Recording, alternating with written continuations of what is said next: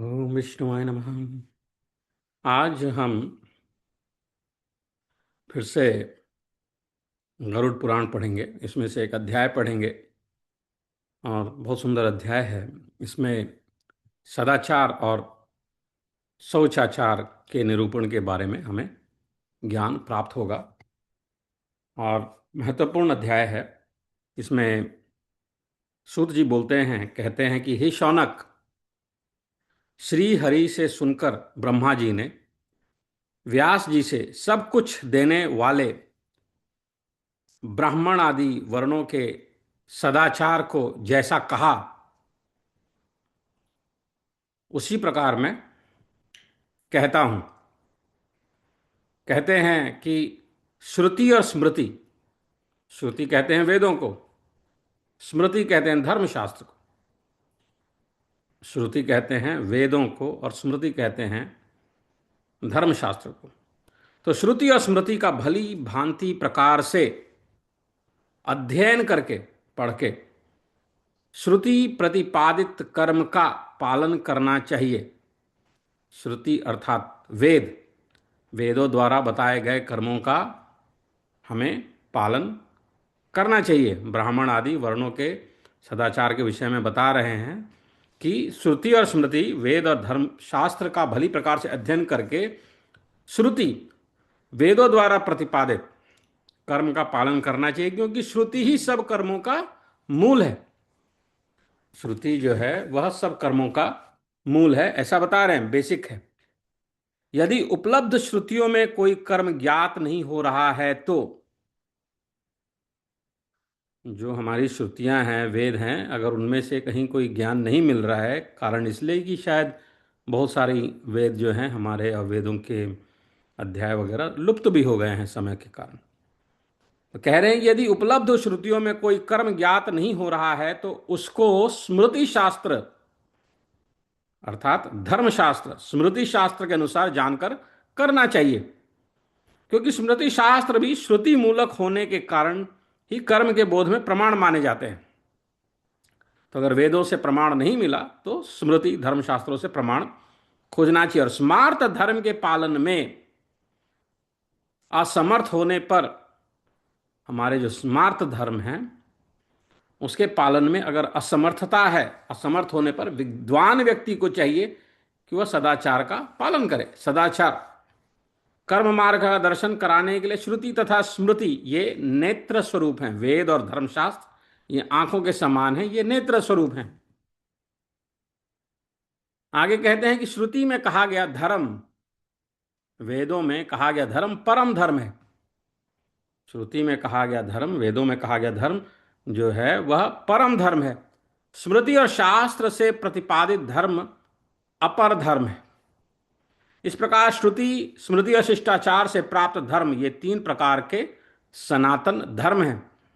सत्य, दान, दया, निर्लोभता, लालच नहीं होना, विद्या, यज्ञ, पूजा और इंद्रिय दमन, ये शिष्टाचार के 8 पवित्र लक्षण कहे गए हैं। शिष्ट आचार के क्या लक्षण हैं? सत्य, दान, दया, निर्लोभता, विद्या, यज्ञ, पूजा और इंद्रिय दमन। पूर्व काल में लोगों के शरीर और इंद्रिय सत्व गुण प्रधान एवं तेजोमय होते थे।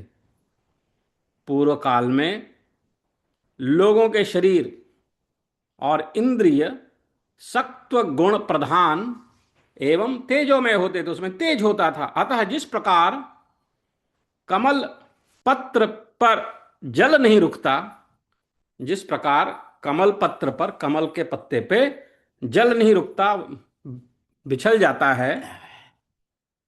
आइए माता श्री बैठिए। जिस प्रकार कमल के पत्ते पर जल नहीं रुकता, उसी प्रकार से उनके शरीर तथा इंद्रियों में पाप नहीं टिक पाते। उनके शरीर में, उसी प्रकार उनके शरीर तथा इंद्रियों में पाप नहीं टिक पाते। सत्व गुण के विकास के लिए सनातन धर्म के पालन का सर्वाधिक महत्व है। सनातन धर्म अर्थात वर्णाश्रम धर्म, अपने अपने वर्णों के अनुसार जो हमारे धर्म है वो, सदाचार आदि आदि, सत्व गुण के विकास के लिए सनातन धर्म, वर्णाश्रम धर्म, सदाचार आदि के पालन का सर्वाधिक, सबसे ज्यादा महत्व है, इंपॉर्टेंस है। और इनकी प्रमुखता युग विशेष, स्थान विशेष, भारतवर्ष आदि की दृष्टि से निर्धारित होती है। कौन सा समय चल रहा है, कहाँ आप रह रहे हैं, उसकी दृष्टि से निर्धारित होती है। इसी दृष्टि से यहां इतना निरूपण किया जा रहा है। सत्य, यज्ञ, तप और दान ये धर्म के लक्षण हैं। सत्य, यज्ञ, धर्म, सत्य, यज्ञ, तप और दान ये धर्म के लक्षण है। बिना दिए गए द्रव्य को ग्रहण ना करना, कोई आपको दे नहीं तो उस चीज को लेना नहीं। दान करना, अध्ययन करना, जप करना, विद्या प्राप्त करना, धन, तपस्या, पवित्रता और श्रेष्ठ कुल में जन्म, निरोगता और संसार के बंधन से मुक्ति आदि के मूल में धर्म का आचरण ही प्रधान है। बिना दिए गए द्रव्य को ग्रहण ना करना, दान, अध्ययन, जप, विद्या, धन, तपस्या, पवित्रता, श्रेष्ठ कुल में जन्म, निरोगता और संसार के बंधन से मुक्ति आदि के मूल में धर्म का आचरण ही प्रधान है। धर्म से सुख और तत्व ज्ञान की प्राप्ति होती है और इस तत्व ज्ञान से ही मोक्ष प्राप्त होता है। तो तत्व ज्ञान की आवश्यकता है। शास्त्रों के अनुसार पालन किए जाने योग्य तथा सनातन काल से चले आ रहे यज्ञ, अध्ययन और दान, शास्त्रों के अनुसार पालन किए जाने योग्य तथा सनातन काल से चले आ रहे यज्ञ, अध्ययन और दान ब्राह्मण, क्षत्रिय और वैश्य के सामान्य धर्म है। यज्ञ करना, अध्ययन करना, दान करना, ये ब्राह्मण, क्षत्रिय, वैश्य के सामान्य धर्म है, ये करना ही है। यज्ञ कराना, अध्यापन तथा सदाचारवान विशुद्ध अधिकृत व्यक्ति से प्रतिग्रह लेना यानी दान लेना, ये 3 प्रकार की वृत्ति यानी जीविका मुनियों ने श्रेष्ठ ब्राह्मण वर्ण के लिए कही है। ब्राह्मण वर्ण के लिए कहा क्या है? यज्ञ कराना, अध्यापन करना, सदाचारवान विशुद्ध अधिकृत व्यक्ति से दान लेना, ये 3 प्रकार की वृत्ति जीविका ब्राह्मणों के लिए कही गई है। शस्त्रोपजीवी होना, शस्त्रों से जीविका प्राप्त करना, तथा प्राणियों की रक्षा करना, प्राणियों की रक्षा करना, यह क्षत्रिय वर्ण का धर्म है। क्षत्रिय वर्ण का धर्म है कि शस्त्रोपजीवी होना, शस्त्रों से जीविका, तथा प्राणियों की रक्षा करना क्षत्रिय वर्ण का धर्म है। पशुपालन, कृषि कर्म और व्यापार, पशुपालन, कृषि कर्म और व्यापार वैश्य वर्ण की वृत्ति कही गई है। द्विजाति में भी आनुपूर्वी क्रम से सेवा करने का विधान है। इसका आशय यह है कि क्षत्रिय ब्राह्मण की सेवा करे तथा वैश्य ब्राह्मण और क्षत्रिय की सेवा करे। वैश्य के द्वारा क्षत्रिय की सेवा की मर्यादा शास्त्रों में निर्धारित है। गुरु के सानिध्य में रहना, गुरु के पास में रहना, साथ में रहना, अग्नि की शुश्रूषा करना, अग्निहोत्र करना तथा स्वाध्याय करना, स्वाध्याय करना, यह ब्रह्मचारी का धर्म है। ब्रह्मचारी का धर्म है कि गुरु के पास रहो, अग्नि की पूजा करो, अग्निहोत्र करो तथा स्वाध्याय करो, पढ़ो। यह तीनों संध्याओं, वह तीनों संध्याओं में स्नान कर संध्याकालीन व्रत का पालन करे। वह तीनों संध्याओं में, प्रातः, दोपहर, संध्या में, जब संध्या का समय होता है उसका व्रत करे। स्नान कर्म से निवृत्त होकर भिक्षा आचरण करे, स्नान वगैरह करे, उसके बाद में जाके भिक्षा मांगने जाए। तदनंतर गुरु के प्रति दत्त चित्त रहकर उनकी ही सेवा में आजीवन लगा रहे। वह नैष्ठिक ब्रह्मचारी कटी प्रदेश में मूंज की मेखला, सिर पर जटा, हाथ में दंड धारण करे। वह जटाओं को धारण न करके सिर का मुंडन भी करा सकता है, किंतु उसको गुरु के आश्रय में तो रहना ही चाहिए। अग्निहोत्र धर्म का पालन तथा कहे गए अपने विहित कर्मों के अनुसार जीविका का पालन, पर्व की रात्रि को छोड़कर अन्य रात्रियों में धर्मपत्नी के साथ यथाशास्त्र देवता, पितर तथा अतिथि गणों की विधिवत पूजा में अहर्निश संलग्न रहना और श्रुतियों एवं स्मृतियों में कहे गए धर्मों के अनुसार अर्थोपार्जन, पैसा कमाना, यह गृहस्थों का धर्म है। जटाधारण, वानप्रस्थ में जो है, वानप्रस्थी का धर्म क्या है? वान जंगल में जो जाते हैं, जटाधारण, अग्निहोत्र का पालन, पृथ्वी पर शयन, मृग चर्म का धारण, वन में निवास, दूध मूल फल तथा निवार का भक्षण, निषिद्ध कर्म का परित्याग, जो नहीं करना चाहिए वो ना करे, तीनों संध्याओं में स्नान, 3 बार स्नान करें, ब्रह्मचर्य का पालन और देवता तथा अतिथि पूजा, यह वानप्रस्थी का धर्म है। सभी प्रकार के आरंभों का परित्याग, भिक्षा से प्राप्त अन्न का भोजन, वृक्ष की छाया में निवास, अपरिग्रह, अद्रोह, सभी प्राणियों में समान भाव, सबको एक समान देखे, विप्र प्रिय तथा अप्रिय की प्राप्ति एवं सुख और दुख में समान स्थिति यानी स्थित प्रज्ञ हो, शरीर की बाह्य और आभ्यंतरिक शुद्धता, बाहर और अंदर शरीर जो है शुद्ध हो, वाणी में संयम, परमात्मा का ध्यान, सभी इंद्रियों का निग्रह, धारणा तथा ध्यान में तत्परता और भाव शुद्धि, ये सभी पारिवाज्रक अर्थात सन्यासी के धर्म कहे गए हैं। तो सन्यासी के धर्म क्या है? सभी प्रकार के आरंभों का परित्याग, भिक्षा से प्राप्त अन्न का भोजन, वृक्ष की छाया में निवास, अपरिग्रह, अद्रोह, सभी प्राणियों में समान भाव, प्रिय तथा अप्रिय की प्राप्ति एवं सुख और दुख में समान स्थिति, शरीर की बाह्य और आभ्यंतरिक शुद्धता, वाणी में संयम, परमात्मा का ध्यान, सभी इंद्रियों का निग्रह, धारणा तथा ध्यान में तत्परता और भाव शुद्धि, ये सभी परिव्राजक अर्थात सन्यासी के धर्म कहे गए हैं। अहिंसा, प्रिय और सत्य वचन, पवित्रता, क्षमा तथा दया सभी आश्रमों और वर्णों का सामान्य धर्म है। अहिंसा, सुनृता, वाणी, सत्य, शौचे, क्षमा, दया, वर्णिनाम लिंगिनाम चैव सामान्यो धर्म उच्यते। सामान्यो धर्म किम उच्यते? अहिंसा, सुनृतो, वाणी, सत्य, शौचे, क्षमा, दया, वर्णिनाम लिंगिनाम चैव सामान्यो धर्म उच्यते। अहिंसा, प्रिय और सत्य वचन, पवित्रता, क्षमा तथा दया सभी आश्रमों और वर्णों का सामान्य धर्म है। जैसा पूर्व में कहा गया है उसी के अनुसार शास्त्र विहित अपने अपने धर्मों का पालन करने वाले सभी लोग परम गति अर्थात मोक्ष को प्राप्त करते हैं। हे शौनक, अब मैं प्रातःकाल जागने से लेकर रात्रि में सोने तक पालन करने योग्य गृहस्थ के धर्म का वर्णन करता हूं। गृहस्थ को ब्राह्म मुहूर्त में निद्रा का परित्याग करके, ब्रह्म मुहूर्त में उठ जाना चाहिए, गृहस्थ को ब्रह्म मुहूर्त में निद्रा का परित्याग करके धर्म और अर्थ का भली प्रकार चिंतन करना चाहिए। धर्म क्या है और पैसे का, अर्थ का भली प्रकार चिंतन करना चाहिए तथा शारीरिक कष्ट, उसकी उत्पत्ति के कारण और वेदों में कहे गए तत्वार्थ का भी विचार करना चाहिए। ब्रह्म मुहूर्त में उठकर शौच आदि क्रियाओं से निवृत्त होकर, शौच वगैरह करके स्नान करना चाहिए, रोज स्नान करना चाहिए और निर्लस भाव से समाहित चित्त होकर संध्योपासन करना चाहिए। संध्या करनी चाहिए, सुबह की प्रार्थना पूजा करनी चाहिए।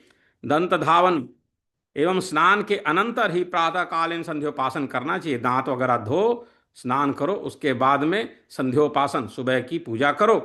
दिन में मूत्र और मल का परित्याग उत्तराभिमुख होकर करना चाहिए। पेशाब वगैरह जो करना है उसको उत्तर की तरफ मुख में करके करना चाहिए दिन में, और रात्रि में दक्षिणाभिमुख होकर करें। दोनों संध्या काल में दिन के समान ही उत्तराभिमुख होकर मलमूत्र त्याग करना चाहिए। रात्रि और दिन में छाया अथवा अंधकार के कारण यदि दिशा विशेष का ज्ञान नहीं हो पा रहा अथवा कोई ऐसा भय उपस्थित है जिसके कारण मरण की संभावना है, तो अपनी सुविधा के अनुसार जिस किसी भी दिशा में मुख करके मलमूत्र त्याग किया जा सकता है, करें। गोमय, अग्नि के दहक ते अंगार, दीमक की बाम्बी, जूते हुए खेत, जल, पवित्र स्थान, मार्ग और मार्ग में विद्यमान विधान योग्य वृक्ष की छाया में न तो मूत्र का परित्याग करना चाहिए और न तो मल विसर्जन करना चाहिए। शौच के पश्चात मिट्टी से हाथ पैर आदि साफ करने के लिए जल के अंदर से देवग्रह, बाम्बी, चूहे के बिल, दूसरे के उपयोग में आई हुई मिट्टी से अवशिष्ट तथा शमशान भूमि की मिट्टी ग्रहण ना करें। लघु शंका करने पर किस प्रकार हाथ वगैरह धोना है, प्रक्षालन करना है, उसके बारे में बताया है। मल का परित्याग करने के बाद में किस प्रकार हाथ वगैरह धोने हैं, कितने बार लेप लगाने हैं मिट्टी के, किस प्रकार उसको स्वच्छ करना है, यह सब बताया है।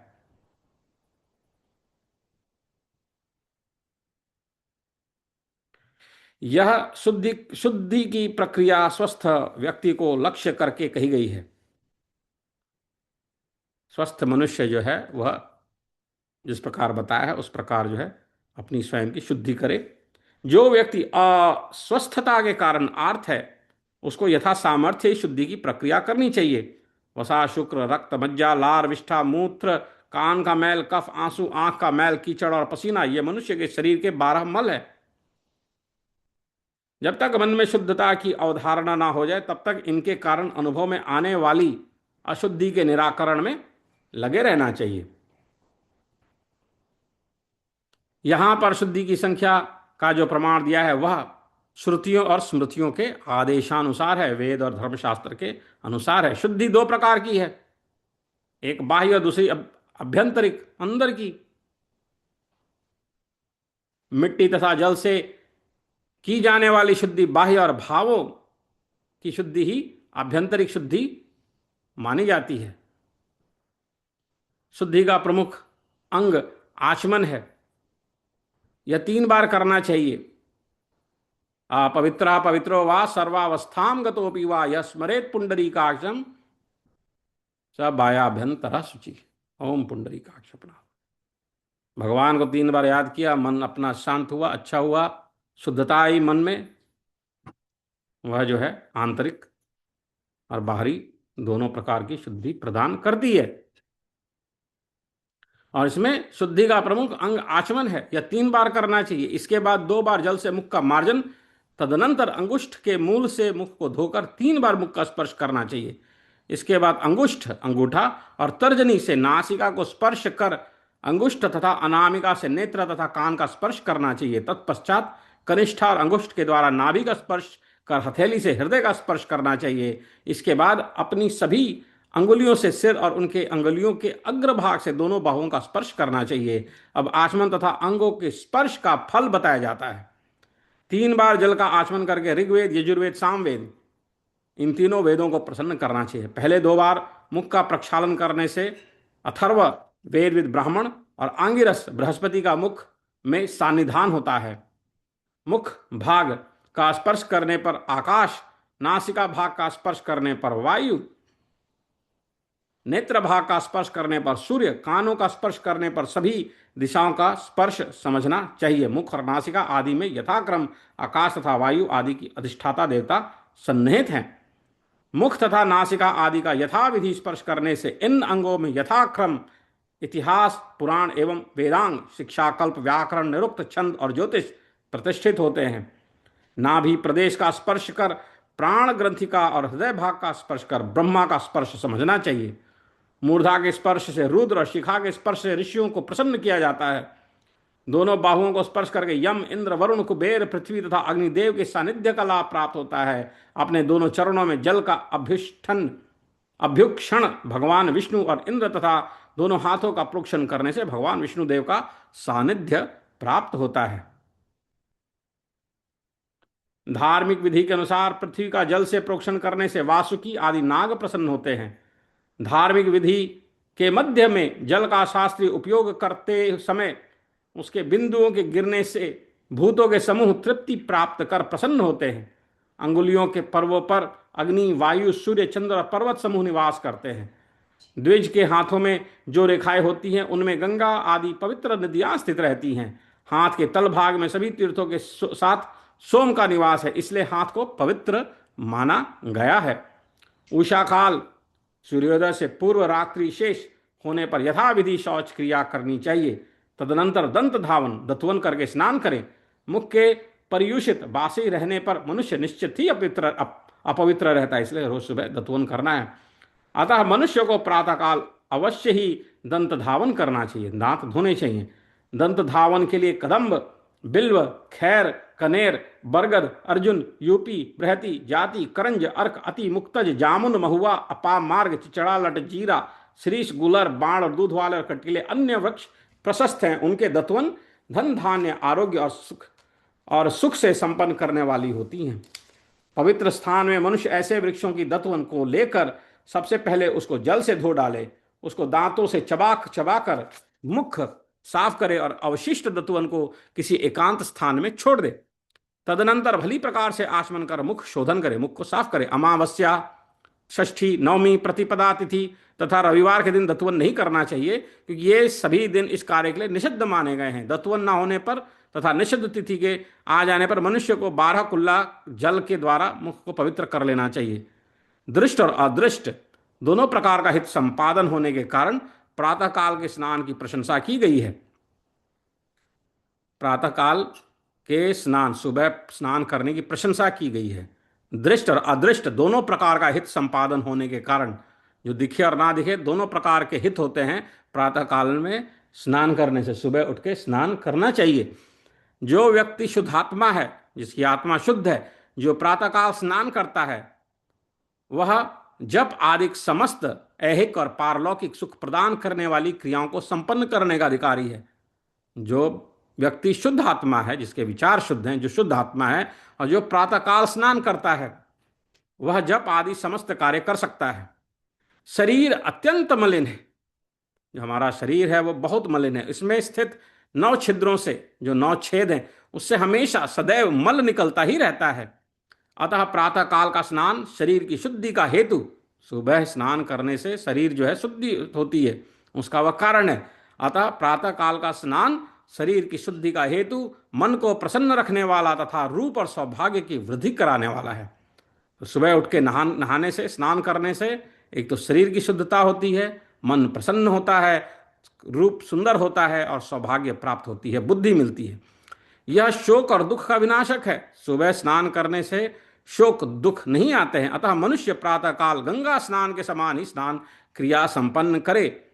ज्येष्ठ मास के शुक्ल पक्ष की हस्त नक्षत्र से युक्त दशमी तिथि में 10 पापों को हरण करने की सामर्थ्य है। ज्येष्ठ मास के शुक्ल पक्ष की हस्त नक्षत्र से युक्त दशमी तिथि में 10 पापों को हरण करने की सामर्थ्य है। इस पुण्य तिथि में स्नान करने से दान ना देने का पाप, विरुद्ध आचरण, हिंसा, परदारोप सेवन, कटु और झूठ भाषण, चुगलखोरी, असंबंध प्रलाप, पर द्रव्यापहरण, दूसरे का सामान चुराना और मन से अनिष्ट चिंतन करने से होने वाला पाप, इन पापों के विनाश के लिए आज मैं गंगा स्नान कर रहा हूं, यह संकल्प लेकर मनुष्य प्रातःकाल स्नान करे। वानप्रस्थी तथा गृहस्थ को प्रातःकाल संक्षिप्त स्नान करना चाहिए। सन्यासी के लिए दिन की तीनों प्रातः, मध्याह्न और सायं संध्याओं में स्नान करना अपेक्षित है। ब्रह्मचारी को सकृत स्नान करना चाहिए। सकृत स्नान का तात्पर्य है दंडवत स्नान, अर्थात जैसे दंड जल में डालकर निकाल लिया जाता है वैसे ही स्नान करना चाहिए। गृहस्थ की तरह सुखपूर्वक स्नान नहीं करना चाहिए। सायं प्रातः अवश्य करणीय अग्निहोत्र आदि के लिए दोनों समय सायं प्रातः स्नान का विधान ब्रह्मचारी के लिए है। ब्रह्मचारी को सकृत स्नान करना चाहिए। आचमन करके, तीर्थों का आवाहन करके, अव्यय भगवान विष्णु का स्मरण करते हुए स्नान करना चाहिए। शास्त्रों में 3 करोड़ मंदेह नामक राक्षस माने गए हैं। शास्त्रों में 3 करोड़ मंदेह नामक राक्षस माने गए हैं। वे दुरात्मा राक्षस सदैव प्रातःकाल उदित हो रहे सूर्य को खा जाने की इच्छा करते हैं। वे दुरात्मा राक्षस जो हैं प्रातःकाल सुबह में उग रहे सूर्य भगवान को खाने की इच्छा रखते हैं। अतः सूर्योदय से पूर्व, सूर्य उगने से पहले ही स्नान करके संध्योपासन कर्म नहीं करना सूर्यदेव का ही घातक है।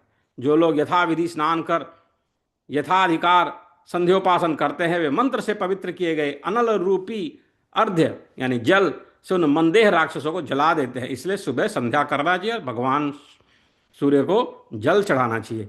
दिन और रात्रि का जो संधि काल है, दिन और रात्रि का जो संधि काल है वही संध्या काल 45 मिनट का होता है, वही संध्या काल होता है। यह संध्या काल सूर्योदय से पूर्व 2 घड़ी पर्यंत रहता है। संध्या कर्म के समाप्त हो जाने पर यथाधिकार स्वयं हवन कार्य करना चाहिए। स्वयं हवन करने से जितना फल प्राप्त होता है उतना अन्य किसी के द्वारा कराने से नहीं होता। ऋत्विक, पुत्र, गुरु, भाई, भांजा और दामाद के द्वारा यह कार्य हो सकता है, क्योंकि उन लोगों के द्वारा किया गया हवन स्वयं का ही माना गया है।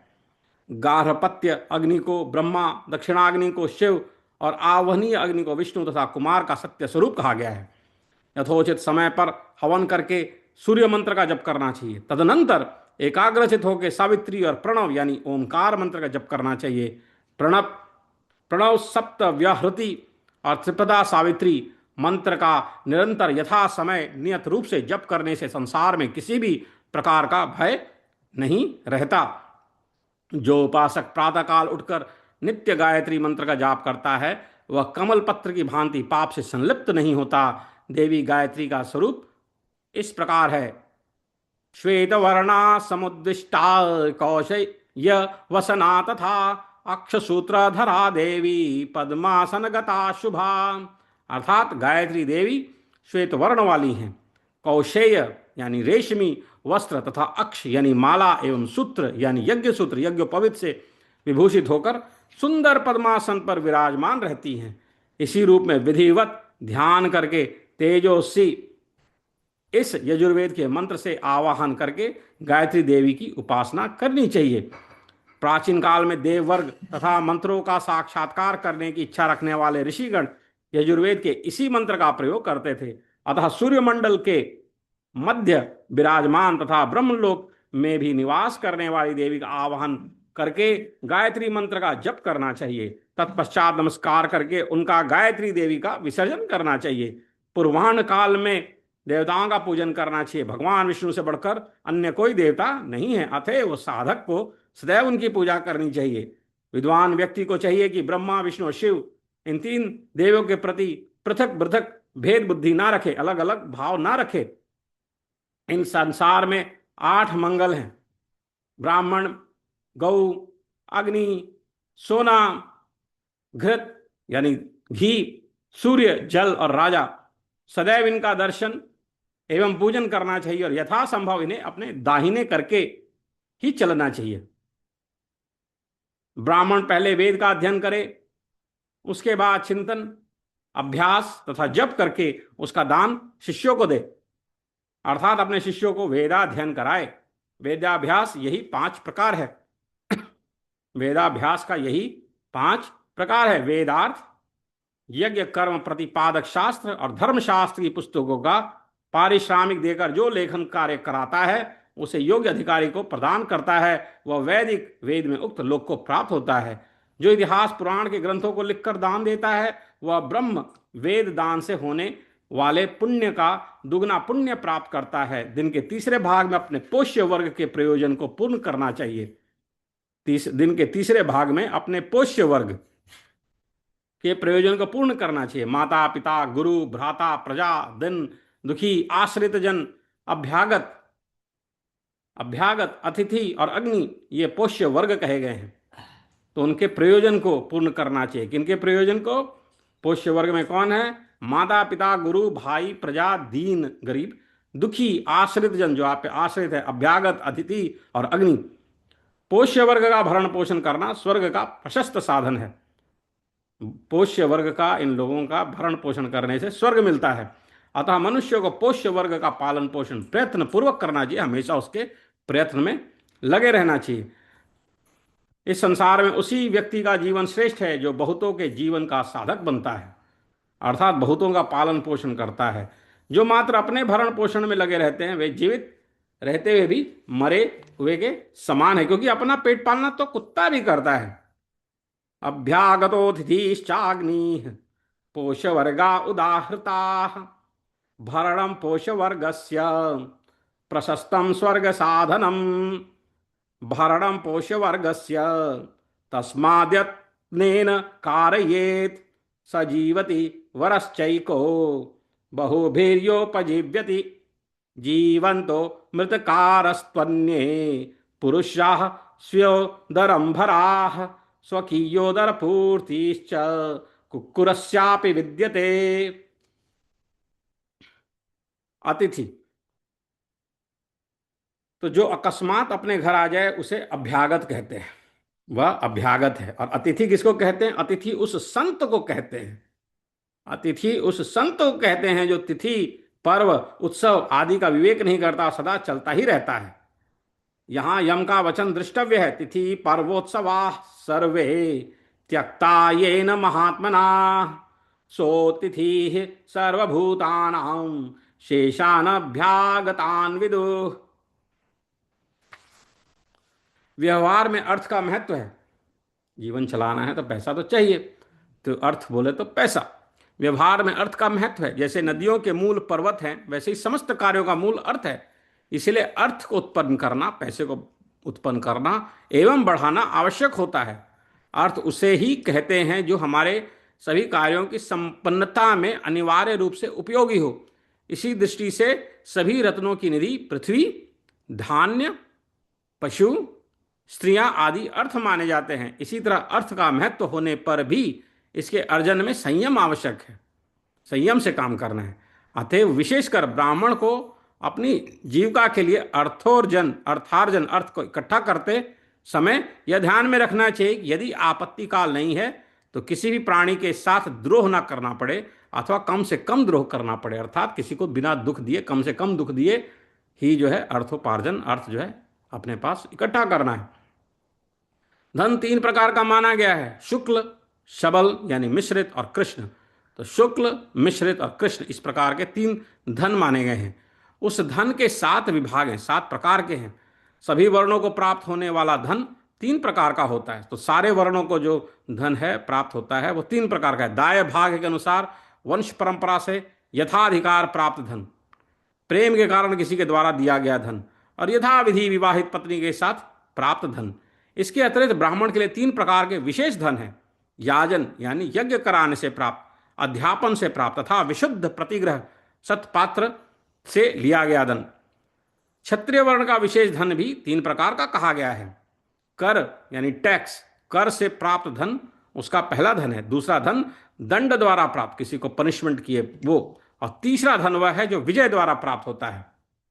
विजय द्वारा जो धन प्राप्त होता है वह तीसरे प्रकार का धन है। वैश्य का भी 3 प्रकार का धन है, खेती से प्राप्त, गोपालन यानी गाय पालने से प्राप्त तथा व्यापार से प्राप्त। आपत्ति काल में ब्राह्मण एवं क्षत्रिय स्वयं ब्याज से, खेती से तथा व्यापार से धन अर्जित कर सकते हैं। आपत्ति काल में ऐसा करने पर पाप नहीं होता। तो आपत्ति काल है तो आप ब्राह्मण भी हैं तो दूसरे कर्म कर सकती हैं। ऋषियों के द्वारा जीवन यापन के लिए बहुत से उपाय बताए गए, उनमें कुसीद यानी ब्याज सभी वर्णों के लिए बताए गए विशेष उपायों की अपेक्षा अधिक है। अनावृष्टि यानी बारिश नहीं हो रही है, राजमय तथा चूहा आदि जीव जंतुओं के उपद्रवों से कृषि आदि में बाधा आ जाती है, किंतु कुसीद वृत्ति में यह बाधा नहीं आती। शुक्ल पक्ष हो, कृष्ण पक्ष हो, रात्रि हो, दिन हो, गर्मी हो, वर्षा अथवा शीत हो, सभी दशाओं में कुसीद से होने वाली धन वृद्धि रुकती नहीं है, अर्थात सूद पर दिया गया धन बढ़ता ही रहता है। नाना प्रकार के व्यापारिक कार्यों में संलग्न वणिकजनों को जो धन की अभिवृद्धि दूसरे देश में जाने से होती है, वही अभिवृद्धि कुसीद वृत्ति करने से घर में बैठे बैठे ही हो जाती है। कुसीद वृत्ति यानी ब्याज। शास्त्र सम्मत विधि से अर्जित धन के लाभ अंश से सभी लोगों को पितृगण, देवगण और ब्राह्मणों की पूजा करनी चाहिए। तो शास्त्र सम्मत विधि, धर्म से पैसा इकट्ठा करना चाहिए और उससे हमें अपने पितरों के लिए, देवताओं के लिए और ब्राह्मणों की पूजा में उसमें से उसका कुछ अंश जो है इस्तेमाल करना चाहिए। ये संतुष्ट होकर धन अर्जन में अज्ञानवश हुए दोष को निस्संदेह शांत कर देते हैं। जो वणिक ब्याज के द्वारा धनार्जन के लिए वस्त्र, गौ तथा स्वर्ण आदि देता है, और जो किसान अन्न, पेय पदार्थ, सवारी, शैया तथा आसन आदि ब्याज वृत्ति में देता है, वह उपार्जित धन का 20वां भाग और पशु स्वर्ण आदि का 100वां भाग राजा को देकर शेष बचे हुए धन के चतुर्थांश से जौ, यव आदि विभिन्न वस्तुओं का संचय करे। 2/4 अर्थात आधे धन का उपयोग अपने भरण पोषण तथा नैत्य नैमित्तिक कार्य के लिए होना चाहिए। जो 1/4 धन शेष बचे उसका उपयोग मूल धन की वृद्धि में करना चाहिए। विद्या, शिल्प, वेतन, सेवा, गोरक्षा, व्यापार, कृषि और वृत्ति सहायता के रूप में प्रतिमास दी जाने वाली धनराशि, भिक्षा और ब्याज, ये 10 जीवन यापन के साधन हैं। विद्या, शिल्प, वेतन, सेवा, गोरक्षा, व्यापार, कृषि, वृत्ति, भिक्षा और ब्याज, ये 10 जीवन यापन के साधन हैं। ब्राह्मण को सत्पात्र व्यक्ति से दान रूप में प्राप्त धन से अपना निर्वाह करना चाहिए, अच्छे लोगों से ही पैसा लेना चाहिए। क्षत्रिय वर्ण अपने शस्त्रास्त्रों से धन अर्जन करे। वैश्य वर्ण न्यायोचित ढंग से धन संग्रह कर अपना कार्य पूर्ण करे। प्रचुर जल राशि से परिपूर्ण नदी, शाक, मृत्तिका, समिधा, कुश, पलाश, केला आदि के पत्र, अग्निदेव की आराधना के उपकरण और ब्रह्म घोष, ये ब्राह्मणों के श्रेष्ठतम धन है। यदि अयाचित, स्वतः प्राप्त, बिना मांगे हुए जो मिल जाए वह, यदि अयाचित धन को ब्राह्मण स्वीकार करे तो दोष नहीं है। देवताओं ने ऐसे धन को अमृत के समान कहा है। अतः बिना याचना किए ही आए धन का परित्याग ब्राह्मण को नहीं करना चाहिए। बिन मांगे अगर धन मिल जाए ब्राह्मण को तो उसे ले लेना चाहिए। उसको अयाचित धन कहते हैं। गुरु के धन का उद्धार गुरु के धन का उद्धार करने की इच्छा से देवता और अतिथि की पूजा करते हुए सभी से प्रतिग्रह लेना चाहिए, पर उसका उपयोग अपनी तुष्टि के लिए नहीं करना चाहिए। साधु से अथवा असाधु से भी केवल उसके कल्याण के लिए ही प्रतिग्रह लेना चाहिए। यदि प्रतिग्रहिता ब्राह्मण आचारहीन कर्मनिष्ठ है तो अल्प दोष होगा, यदि निर्गुण है तो दोष में डूब जाएगा। इस प्रकार तस्कर वृत्ति, अपने पुण्य को क्षीण करने वाली वृत्ति से अपना भरण करने के बाद उत्तम द्विज को अपनी शुद्धि के लिए प्रायश्चित करना चाहिए। दिन के चौथे भाग में मिट्टी, तिल, पुष्प और कुश आदि सामग्री लाकर प्रकृति प्रदत्त जल में स्नान करना चाहिए। नित्य, नैमित्तिक, काम्य, क्रियांग, मलापकर्षण, मार्जन, आचमन और अवगाहन, ये 8 प्रकार के स्नान बताए गए हैं। बिना स्नान किया पुरुष जप, अग्नि और हवन आदि करने का अधिकारी नहीं होता। प्रातः स्नान, पूजा पाठ आदि धार्मिक कृत्य के लिए करना चाहिए। इसी को नित्य स्नान कहा गया है। चांडाल, शव, विष्ठा यानी कफ वगैरह वो और तथा रजस्वला आदि का स्पर्श करने के पश्चात जो स्नान किया जाता है वह नैमित्तिक स्नान कहा जाता है। ज्योतिष शास्त्र के अनुसार पुष्य आदि नक्षत्रों में जो स्नान आदि कृत्य किया जाता है उसे काम्य स्नान कहते हैं। निष्काम व्यक्ति को इस प्रकार का स्नान नहीं करना चाहिए।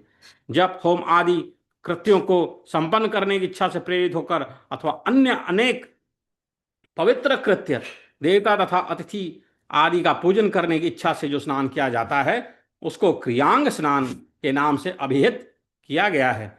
शारीरिक मल को दूर करने के लिए सरोवर, देवकुंड, तीर्थ और नदियों में जो स्नान किया जाता है वह मलापकर्षण स्नान है। सामान्य जल से स्नान करने पर केवल शरीर की शुद्धि होती है। तीर्थ में स्नान करने पर विशिष्ट फल की प्राप्ति होती है। मज्जन यानी स्नान के लिए विहित मंत्रों से मार्जन करने से मनुष्य का पाप उसी क्षण विनिष्ट हो जाता है। नित्य, नैमित्तिक, क्रियांग तथा मलापकर्षण नामक जो स्नान बताए गए हैं उन स्नानों को तीर्थ का अभाव होने पर उष्ण जल, गर्म जल अथवा अन्य किसी प्रकार से प्राप्त कृत्रिम जल से संपन्न कर लेना चाहिए। भूमि से निकला हुआ जल पवित्र होता है। इस जल की अपेक्षा पर्वत से निकलने वाले झरने का जल पवित्र होता है। इससे भी बढ़कर पवित्र जल सरोवर का है, उसकी अपेक्षा नदी का जल पवित्र है। नदी के जल की अपेक्षा भी तीर्थ का जल पवित्र है। इन सभी जलों की अपेक्षा गंगा का जल परम पवित्र है। गंगा का श्रेष्ठतम जल तो जीवन पर्यंत किए गए प्राणी के सभी पापों का विनाश अति शीघ्र ही कर देता है। गया तथा कुरुक्षेत्र नामक तीर्थों के जल से भी बढ़कर पवित्र एवं पुण्यदायक जल गंगा जी का है। भूमिष्ठादधृतं पुण्यम ततः प्रस्त्रावणो कदम ततोपि सारसं पुण्यम तस्मान्नादेयमुच्यते। तीर्थतोयं ततः पुण्यम गांगम पुण्यम तु सर्वता। गांगम पयः पुनात्याशु पापमामरणान्तिकम्। गयायां च कुरुक्षेत्रे यक्तोऽयं समुपस्थितम्। तस्मात्तु गांगमपरं जानीयाक्तोऽयमुत्तमम्। पुत्र जन्म, कतिपय विशिष्ट योग, मकर आदि राशियों पर सूर्य की संक्रांति तथा सूर्य और चंद्र ग्रहण होने पर ही रात्रि में स्नान करना प्रशस्त है, अन्यथा रात्रि में स्नान नहीं करना चाहिए। तो रात में स्नान नहीं करना चाहिए। पुत्र जन्म हो, कतिपय विशिष्ट योग हो, मकर आदि राशियों में सूर्य की संक्रांति हो तथा चंद्र या सूर्य ग्रहण हो, तब रात्रि में स्नान करना प्रशस्त है, अन्यथा रात्रि में स्नान नहीं करना चाहिए। प्रतिदिन उषा काल में, जब सुबह हो जाए, प्रातः काल में, संध्या काल में और सूर्य का उदय होते ही जो स्नान किया जाता है वह स्नान प्राजापत्य यज्ञ की भांति महापातक का नाश करने वाला है। 12 वर्ष तक प्राजापत्य यज्ञ करने का पर जो फल होता है वह फल श्रद्धापूर्वक एवं वर्ष तक प्रातःकाल स्नान करने से ही प्राप्त हो जाता है। जो व्यक्ति सूर्य और चंद्र नामक श्रेष्ठ ग्रहों के समान प्रचुर भोगों को प्राप्त करने की इच्छा करता है वह माघ और फाल्गुन इन 2 मासों में नित्य प्रातःकाल स्नान करे।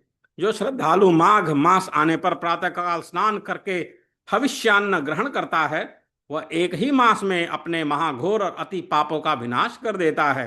माता पिता भ्राता मित्र अथवा गुरु आदि को उद्देश्य बनाकर जो प्रातः काल स्नान करता है उसे शास्त्र निर्दिष्ट पुण्य का 12 गुणित अधिक पुण्य प्राप्त होता है।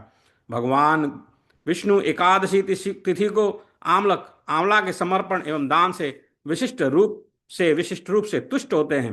भगवान विष्णु एकादशी तिथि को आंवला के समर्पण एवं दान से विशिष्ट रूप से तुष्ट होते हैं, प्रसन्न होते हैं।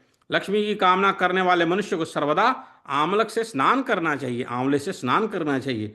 संताप, कीर्ति, अल्पायु, धन, मृत्यु, आरोग्य तथा सभी कामनाओं की पूर्ति क्रमशः रविवार आदि को तैल का अभ्यंग करने से प्राप्त होती है। अर्थात रविवार को शरीर में तैल का अभ्यंग करने पर, तेल लगाने पर संताप, सोमवार को तेल अभ्यंग करने से कीर्ति, मंगलवार को तेल अभ्यंग करने से अल्पायु, बुधवार को तेल अभ्यंग करने से धन, बृहस्पतिवार को ऐसा करने से मृत्यु, शुक्रवार को तेल अभ्यंग से आरोग्य, शनिवार को तेल अभ्यंग करने पर मनुष्य का संपूर्ण अभिष्ट पूर्ण होता है। उपवास करने वाले व्रती से तथा नाई के द्वारा शौर्य कर्म कराने के पश्चात मनुष्य तब तक ही लक्ष्मी प्रसन्न रहती है जब तक वह तेल का स्पर्श नहीं करता। अतः तेल स्पर्श करने के पश्चात मनुष्य को तत्काल स्नान कर लेना चाहिए। व्रत के दिन तो तेल स्पर्श नहीं करना चाहिए। स्नान करने के बाद मनुष्य को यथाविधान पितृगण, देवगण और मनुष्यों का तर्पण करना चाहिए। नाभि पर्यंत जल में स्थित होकर एकाग्र मन से पितरों का आवाहन करना चाहिए कि आगंछतु में पितरा इमं गृहन्त्वत् पो अंजलिम।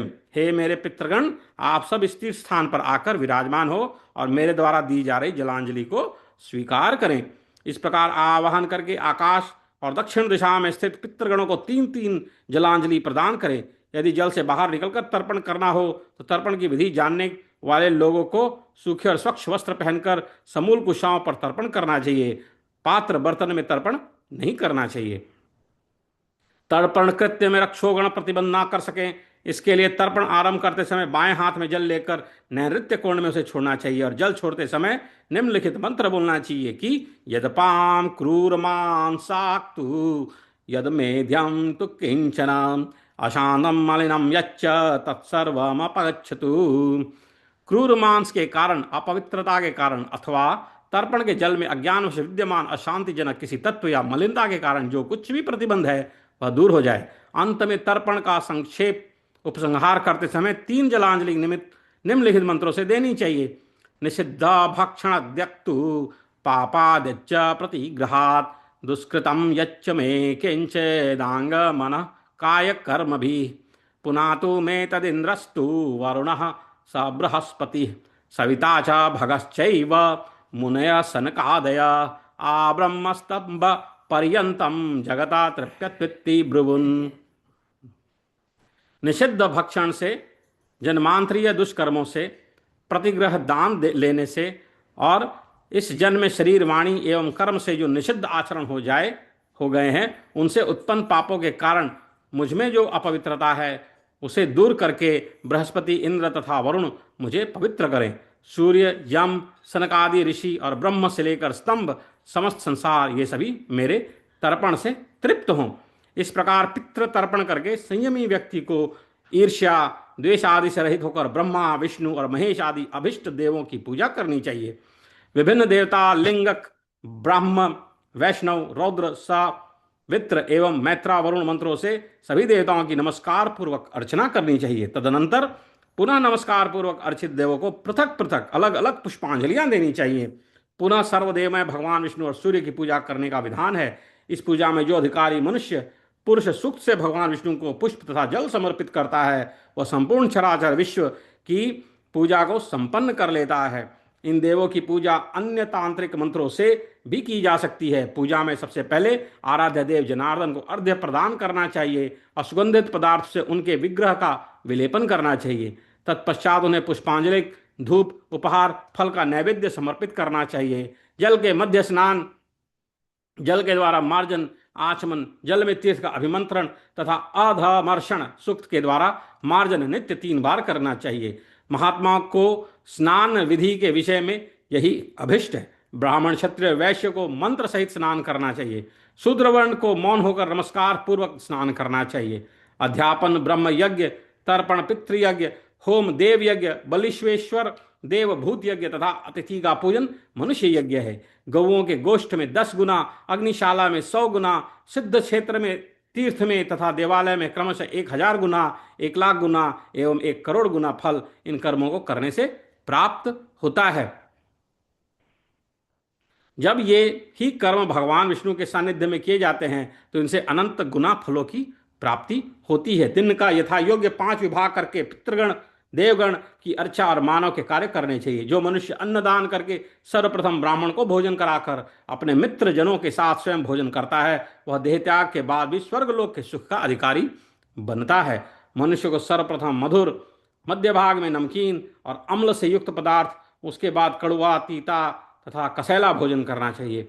भोजन के अनंतर दुग्ध पान करना चाहिए। रात में शाक तथा कंदाकी पदार्थों का अधिक नहीं खाना चाहिए। एक ही प्रकार के रस में आसक्ति अच्छी नहीं होती है।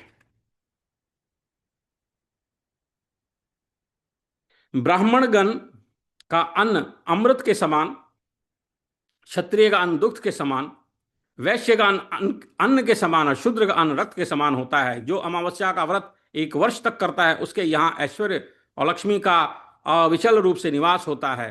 द्विजाति के उदर भाग में गाढ़ पत्याग्नि, पृष्ठभाग में दक्षिणाग्नि, मुख में आहवहनीयाग्नि, पूर्व में सत्याग्नि और मस्तक में सर्वाग्नि का वास रहता है।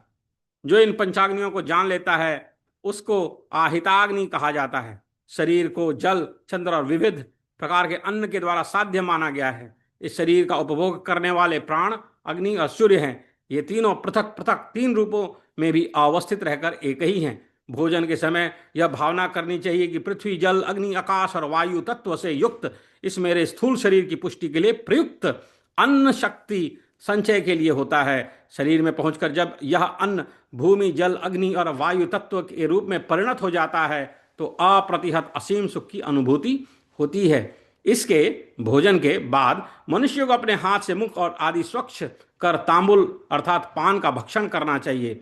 तदनंतर एकाग्रचित होकर इतिहास का श्रवण करना चाहिए। इतिहास और पुराण आदि की कथाओं के द्वारा मनुष्य को दिन के 6ठे और 7वें भाग का समय व्यतीत करना चाहिए।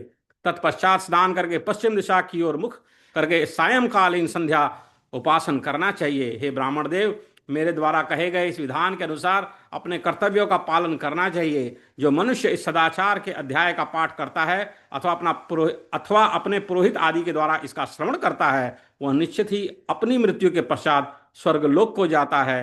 हे द्विज, सभी सदाचार एवं धर्म का पालन करने वाला अधिकारी मनुष्य केशव भगवान विष्णु साक्षात ही माना गया है। यह अध्याय 213 में ऐसा बताया गया है। हरिओम। ओम श्री विष्णुवाय नमः।